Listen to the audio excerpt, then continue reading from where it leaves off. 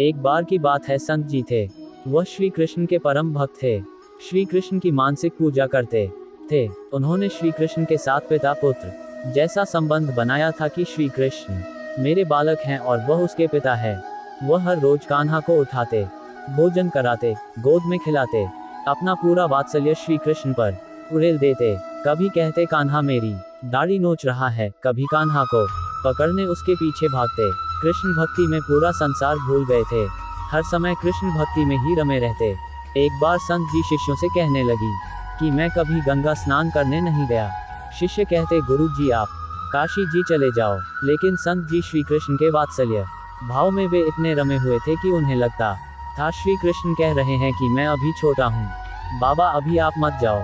समय के साथ संत जी और वृद्ध हो गए, लेकिन उनका कन्हैया वही 7-8 साल का बालक ही रहा। उनका वात्सल्य अभी भी कान्हा के बाल रूप में ही था। संत जी कृष्ण चिंतन में ही वह स्वर्ग सिधार गए। शिष्य उन्हें शमशान जाने के लिए जाने की तैयारी करने लगे। इतनी में एक 7-8 साल का सुंदर बालक गंगाजल का घड़ा लिए आया और कहने लगा कि मैं इनका मानस पुत्र हूँ, इनका संस्कार मैं ही करूँगा। इनकी इच्छा थी गंगा स्नान करने की, इसलिए मैं उनकी इच्छा जरूर पूर्ण करूँगा, इसलिए मैं घड़े में ये गंगा जल लाया हूँ। बालक ने संत जी के पार्थिव शरीर को गंगा स्नान कराया, संत के माथे पर तिलक लगाया और उनका अग्नि संस्कार किया। उस बालक में एक अद्भुत सी कशिश थी कि कोई कुछ बोल ना सका। किसी ने कुछ पूछा ही नहीं। अग्नि संस्कार के बाद में बालक अंतर ध्यान हो गया। उस बालक के जाने के पश्चात लोगों के मन में आया कि संत जी तो बाल ब्रह्मचारी थे, उनका तो कोई पुत्र था ही नहीं। वह श्री कृष्ण को अपना मानस पुत्र मानते थे, इसलिए भगवान श्री कृष्ण जी स्वयं संत के पुत्र के रूप में आए थे। अब दूसरी कथा। एक बार एक सेठ भगवान श्री कृष्ण का परम भक्त था। वह अपना काम धंधा करता था और सोते जागते ठाकुर जी का नाम जपता रहता था। उसका एक नियम था, वह रोज शाम को कृष्ण मंदिर में जाकर 4 लड्डुओं का भोग लगाता था। एक दिन उसे किसी काम से शहर से बाहर जाना पड़ा और वहाँ जोरदार बारिश होने लगी और वह वापस ना जा सकता था। वह वहाँ भी वह ठाकुर जी को ही याद कर रहा थी।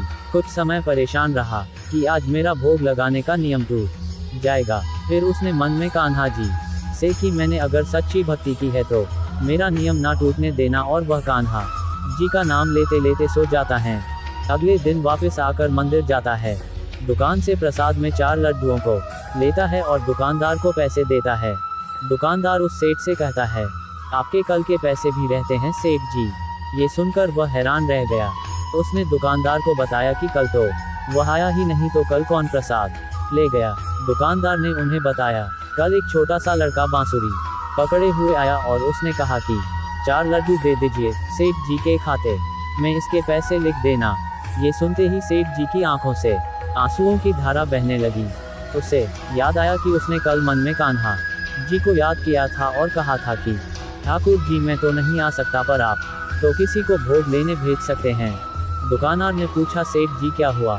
सेठ जी ने उस दुकानदार को सारा प्रसंग बताया तो दुकानदार सेठ जी के पैरों में गिर गया। आपकी सच्ची भक्ति के कारण मुझे ठाकुर जी के दर्शन हुए। ठाकुर जी ऐसे ही है, जो उनकी सच्ची भक्ति करता है उसके काम सवारने ठाकुर जी स्वयं आते हैं।